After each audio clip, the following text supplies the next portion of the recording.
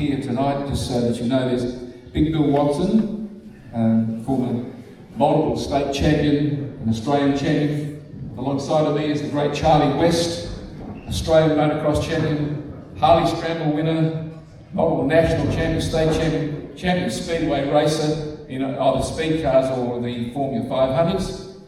Bobby O'Leary, Australian Motocross champion, plus national state championship in short circuit, plus a very exciting speedway rider. Don Russell, over on the left of me, runner of the Australian Championship and state championship in motocross.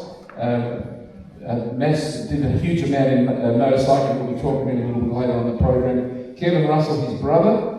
Kevin is Australian Motocross and multiple WA champion, and he was another guy that did a lot of things on the speedway as well. It's good to see you here. Alongside of them is Neville Australian Motocross multiples champion. He's also representing his father Bob Cutts, a 2-time Harley winner. The host tonight are myself, Con Migro, and John Staines. And John is a former state and national international sidecar passenger, and he's also the author in the Australian Motocross History website and the producer of this particular night tonight. He's done a magnificent job. And just what it does, I reckon I'd like you to put your hands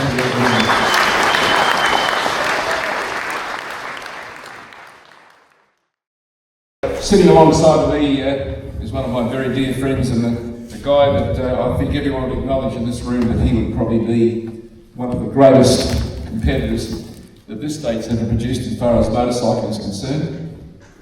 That's the great Charlie West. Charlie, good to see you tonight, mate. Yeah, good to be here, Con. Mate, a legend of the sport, motocross, scrambling, speedway, you name it. There wasn't many things that you did, not a million percent I should say, and even with your son Gary racing in McLaren, you kept him on the racetrack for a long time, and he won many Australian titles. But we're talking about you tonight. You spoke already about the fact that you raced against Peter. And you and I both went to his funeral, but it was just amazing what a great contribution he made to the sport, wasn't it? Oh, it was terrific. And a lot of people haven't said that he was a great gentleman, a real great gentleman amongst the motorcycles, all the motorcycle people. But other than that, he was a brilliant rider, and lastly, a real close mate of mine. Of course, his brother Alan was no slouch, was he? Oh, Alan, well, we were pretty good mates. Alan was brilliant. We went to Tasmania, and I won the 350, and in the 500 we coming down the main straight, and I went sideways, and Alan ran over the bloody top of me. Broke my finger that moment. So popped straight the handlebars out, and we went out and won the Open Australian title. But no, Alan was a brilliant rider, and funny, this is how funny it was. We caught a train from Perth to Melbourne. Jimmy Guilford got the bikes, and anyway, we got on the Princess of Tasmania and went to Tasmania, and the place where we got to stay was in a pub. There was only 2 beds, and Pop slept in one, and Alan himself had to sleep in for ends. And the next day we were out racing against one another. So, it's pretty hard out on the track, but once it's over, and you're all good mates again. Now, a lot of people don't realise, but I think you won state and Australian titles in the numbers about 20 or plus. Yeah, it's in the 20s, maybe up about 28 or something. Won state titles, I think, in every state in Australia. And Bob went to Queensland, and we won a couple there. And I've had a great career. And then you, of course, went to Europe, and that was the highlight of your life. And of course, you saw a whole different side of the sport of motorcycle racing, didn't you? Oh yeah, that was a great eye-opener. It was just unbelievable to go to Europe. was lucky enough to be in the Australian team that beat the Poms. Tim Gibbs organised that. Roy East, Tim Gibbs, Ray Fisher, Bob Walpole and Kelvin Franks. And anyway, we beat the English down at just out of Brands Hatch Motocross. And I think I'm the only person still breathing. You tried to kill yourself a couple of times on the speedway, mate, didn't you? Yeah, Did a pretty good job on the speedway, mate. I tried a few times. I actually fractured both of the skull, my neck, collarbones, ribs, whatever. The worst thing was I'd been out of sleep for a while, a couple of weeks I think it was, and I thought, oh, geez, I've got to get to the toilet instead of doing it in this tin. So I got down there. It took me about 5 minutes to get down there, and goodness, only blood come out. So I got back to the bloody bed a lot quicker than I got down there. And that was only kidneys, and they come good, so everything's all right. If you ever go to the York Motor Museum, you'll see the 26 speed car, the winnings hole, which Charlie piloted. And if you ever went to Claremont Speedway, I've got to tell you this story. In a 20-car field, he'd be off the back field, because all the top guns in those days used to go off the back mark. And Charlie would be in front when they come to the main straight for the first day. And that was something that's indelibly described in my mind. I just couldn't believe that. And a lot of people, even Graham Jones, the great Australian champion, was, they couldn't believe that you could pass them. And then you found out you were blind in one eye, didn't you? I knew I was blind in one eye. Like the old Professor Constable, he done the cataract and me eye on this side, and like Professor Constable was a great fan of mine at Speedway. And he said, oh, I'll do the other eye. And I said, no, it's no use doing that one because I can't see out. Incredible. And he jumped around the studio like he was an old man. I thought he might have a heart attack. But yeah, so I've had a lot of funny things happen in my life. Talking about Europe, I raced at Bluescap, the south of France, and a big international event, all the factory riders there, and it was on the beach and in the sand, similar to Brooklands, and I won that 3 years in succession. Wow. And yeah, that was one of my highlights. Good on you, Charlie. Well, it's a pleasure having you, Mark. Thanks again for coming along, and thanks to your daughter-in-law for bringing you along. We appreciate it. No, not my daughter-in-law, my lovely daughter. Your lovely daughter, yeah. Good on you, mate. Yeah, thank you, Con. Good on you, mate. And now the next guy I want to talk to is Kevin Russell. Kevin over there on the end. Kev, good to see you, mate. Kevin is another very famous family in motorcycle sport. Of course, the Russell family. His brother Bill, Don, Kevin, and Colin. Well done. Huh? Yeah, well done. Oh, no, yeah, he stood around the corner from me, Kevin. I think you remember those days. And of course, I had a lot more to do with Kevin with his speedway life. But mate, you have made a tremendous contribution to the sport of motorcycling generally, and you're still deeply interested in it, aren't you? Not as a racer, but as a fan now. Yeah, of course I am. The motocross speedway, I love it. But the main thing is what I remember and what I'm doing here is because I was lucky enough to ride in the Harley Scrambles. I rode it 3 times. Wow. When I was 17, 18 and 19. For me to remember that must be bloody good fun. And also you raced speedway in Europe, in England, I should say? Oh, I'd rather forget that, thank you. Fair enough. And you were a physical racer? Me going over there as I was, there was a little boy on a man's mission, mate. Yeah, well, at least you went there, and of course you were one of the stars of Claremont, weren't you? Yeah, for a little while, you did a good job. Good on When you. he went and did golden helmet things and stuff like that, yeah.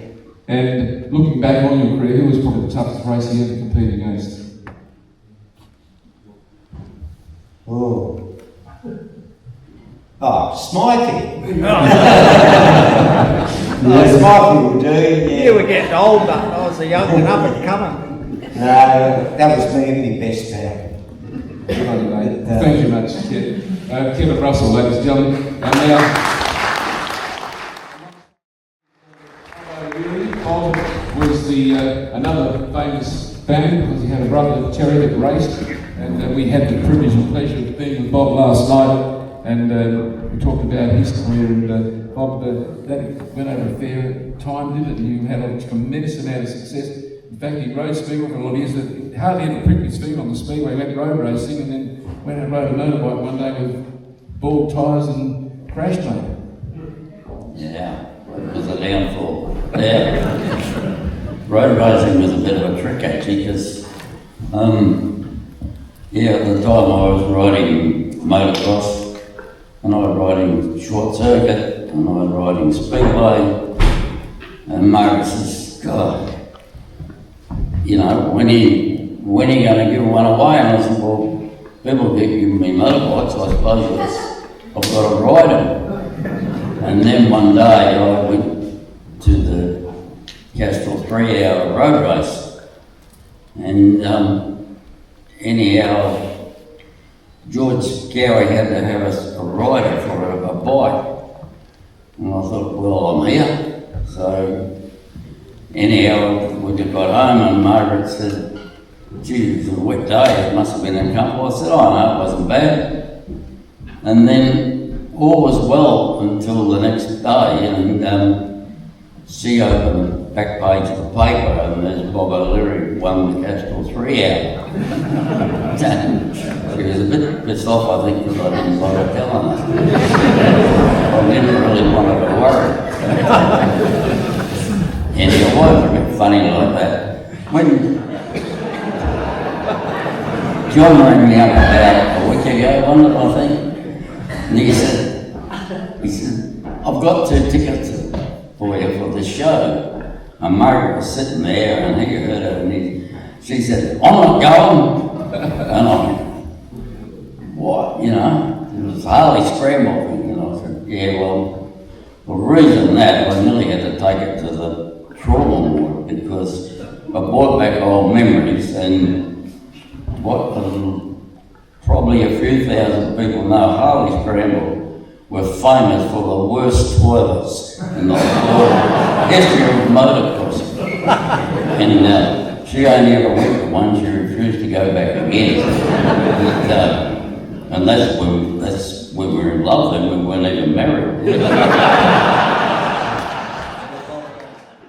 I was over in Archerfield, Queensland. And we're going up, well, I actually went up there to get a job on a boat. I was working as an engineer. And I had the girl stay with me, pulled into this gravel pit, and there's Charlie and Bob West. So, anyhow, we got to talking, and then we camped there for a week or 2 weeks, whatever it was, Charlie, and 500 cartons, and that sort of stuff. Anyhow, we got to the track, machine examining, you can't ride this bike. Why? I said, well, you've got better number plates.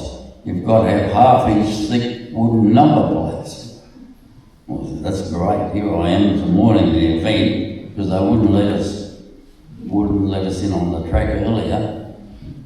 And I said, so I've driven 3,000 miles through mud and shit to get here, and you won't let me ride. And I said, well, that's the rules. And old Bob West said, I'll sort these bricks out. So he rolls off into the mob, and he comes back about half an hour later. He said, right, that's it, it's done. Well, I said, well, what do we do with the number plates? He says, nothing, you're riding Charlie 350. So, and I went, that's good. I said, well, what if it blows up? I said, I can't afford a Gold Star petrol cap, let alone a Gold Star.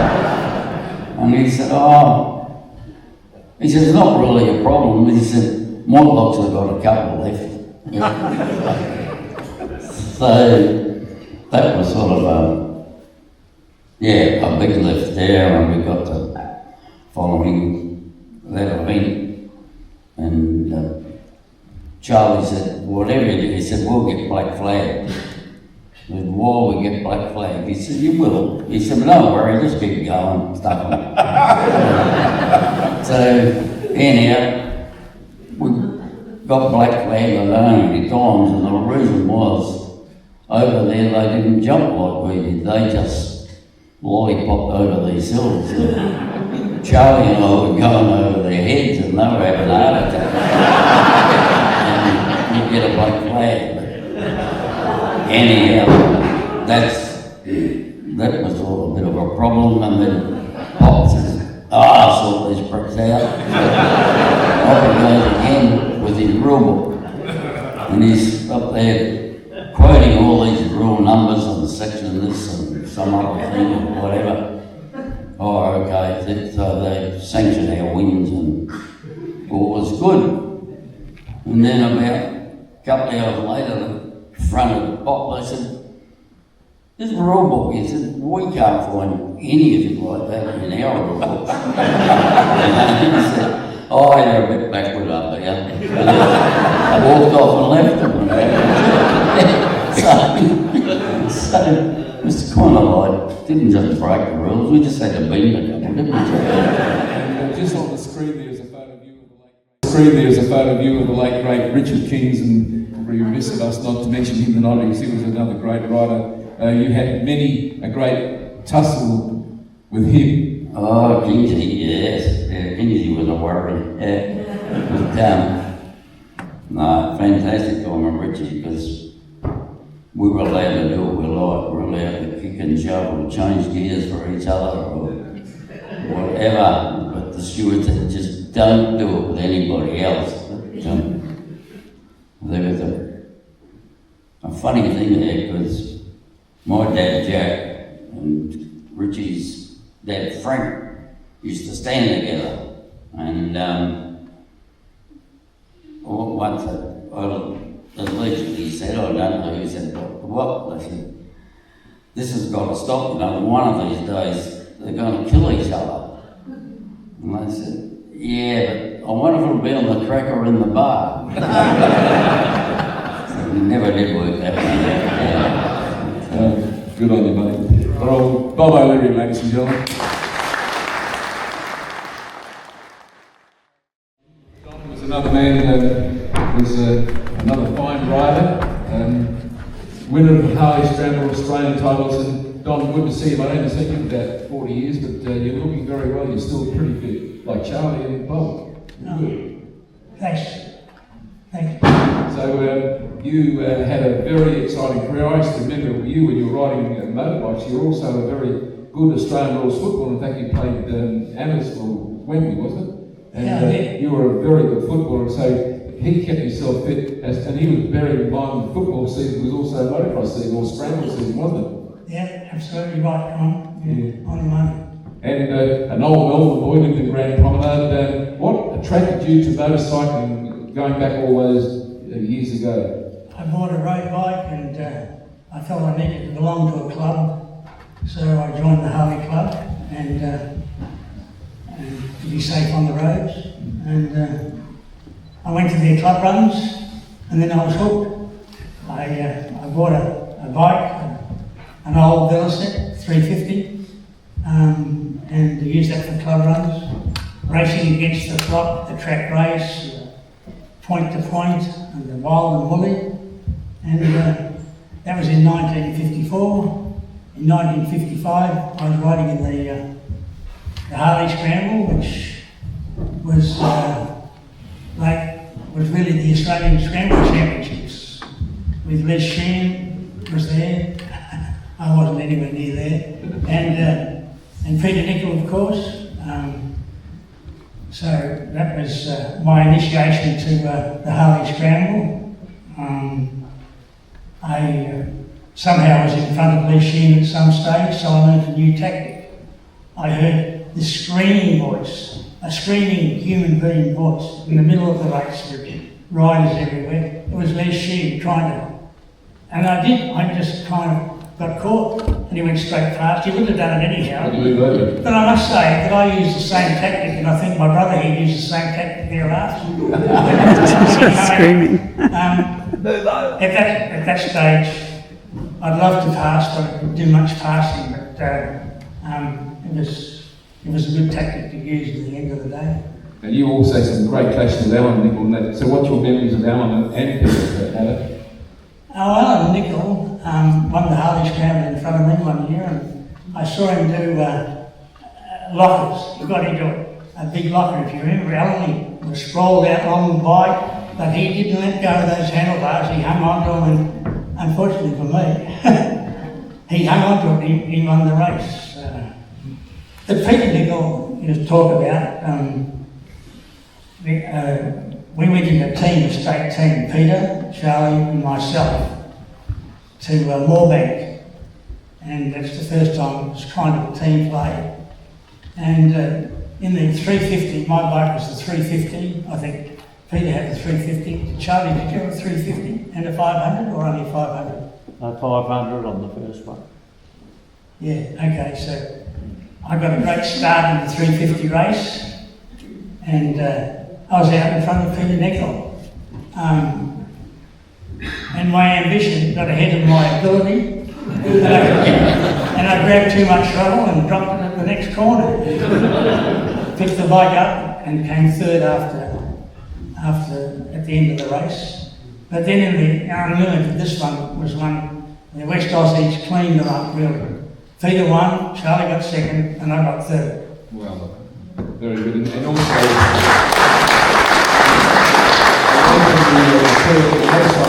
we must mention this, but you made a huge contribution to the building industry in West Australia, in the corporate world, with REC building, and then Don Russell Homes. So You've done your homework, Con? No, I didn't. But you did an amazing. You've had an amazing life, and it's good to see you looking so well. And I thank you for coming here tonight. Thank you, Con.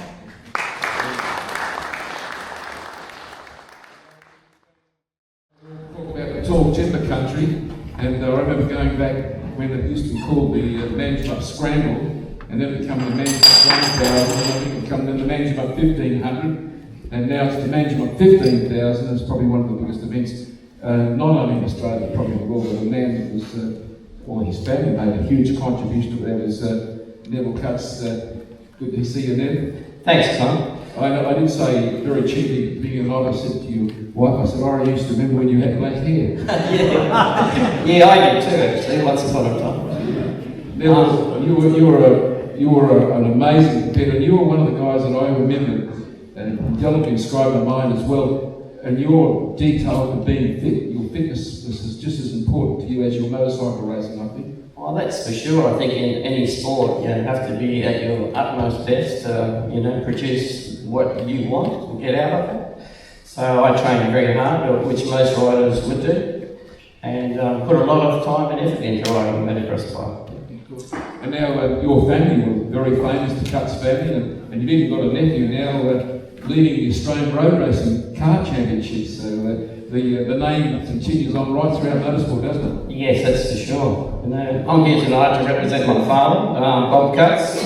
He won the Harley Scramble against all these legends, which is great for me to be here. 1960 he won that. He rode a Triumph. He's the only person, I went back through the records, that rode a Triumph ever to win the Harley Scramble in its lifetime. He travelled from Manchester. I've never seen the guy actually practice. He'd work all week, put his bike on the trailer, and go to an event, never practiced ever. Just ride the bike at the motocross.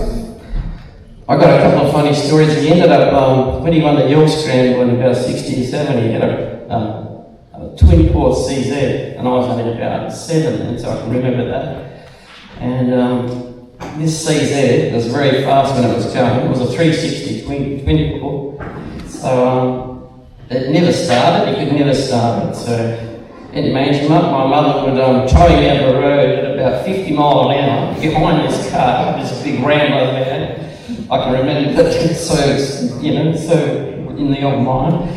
Anyway, it would fire, had the rope tied around the crossbow, and it would go ping, and then about 100 metres later it would go ping, and fire, this thing would fire up, throw the rope off, and off he'd go, flying up the Bishop Road. We'd stop and my mother go out and say, stupid bastard he said. So, then he'd go flying back into town, and then he said to me, he said, you know that CZ, he said, it's got transfer ignition. And I said, what do you mean by transfer ignition? He said, you have to push the bloody thing everywhere. It goes from the motor to the leg. I think you're underselling yourself because you did win 8 state titles yourself. And so you were a very successful rider on your own ride as well. So it's tremendous to see you here tonight. And thanks very much for coming. No, thanks, Tom. It was a pleasure. And I'd just like to say, for my father and what he's done for the actual sport, especially for Manchester. He's the man who made the actual track where it is now. In about 1952, I think it was, they got a bulldozer from a mill just across from the track, and they pushed it in where it is now. And it's still that same, track. It's changed a lot over the years, but that's the position it was, and that's how they made it. It's amazing.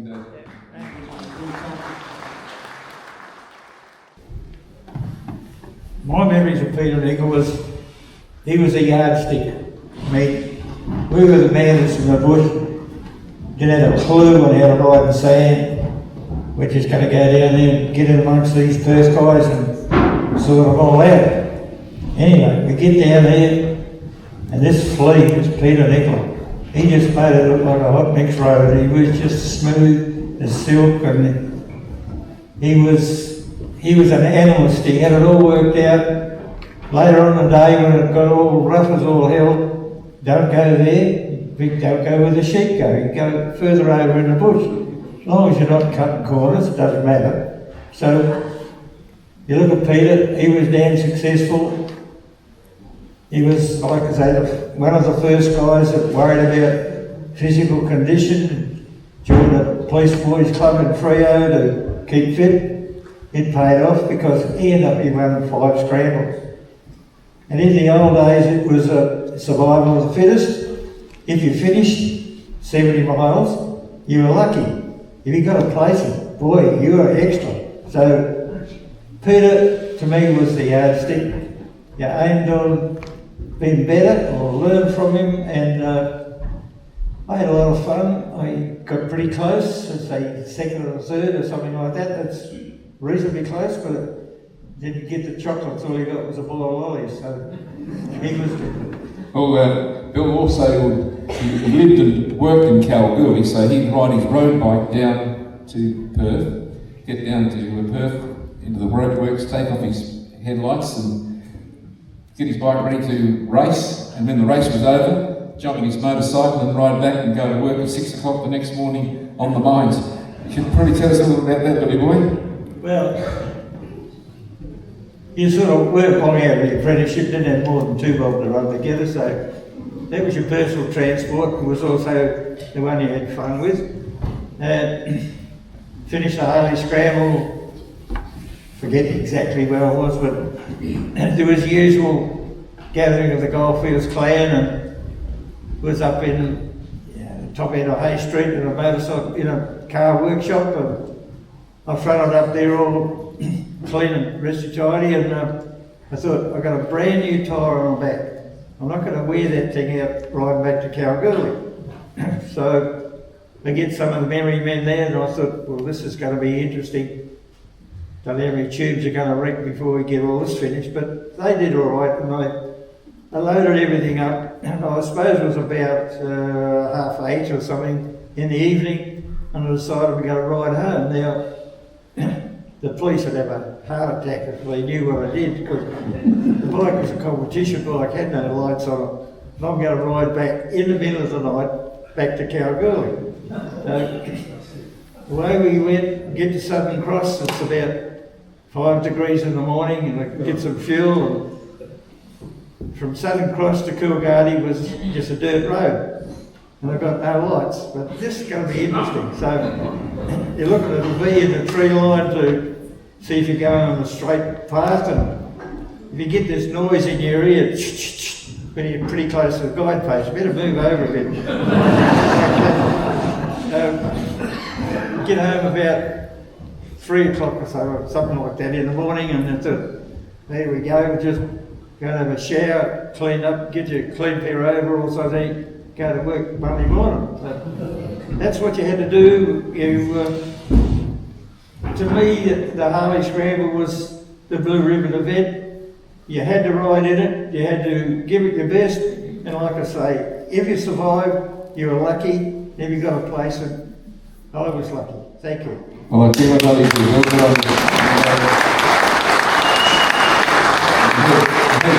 Well, in his 90s now, and he's still got a competition 96. licence, and or 96, 97, so still pretty fit, and you know, you saw motorcycles really from inception just to that, and so you never had many crashes really. You were a very safe rider. Have you seen the revolution or the evolution of motorbikes? How do you think about that? I think the first year I rode the Harley, it had rained and it was pretty slippery in places because you say pig face type of country, it was a bit slippery.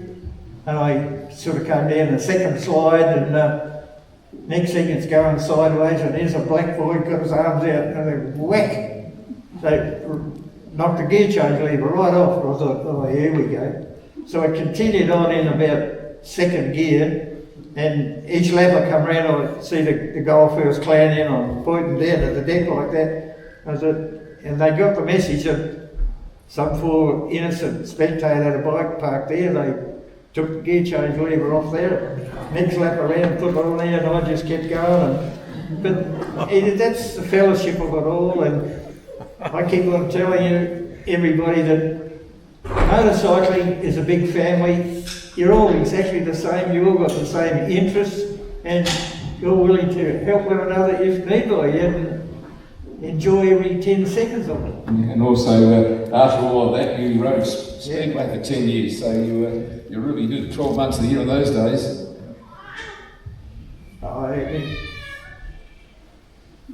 Time goes by pretty quick, and you can't remember what happened last week. All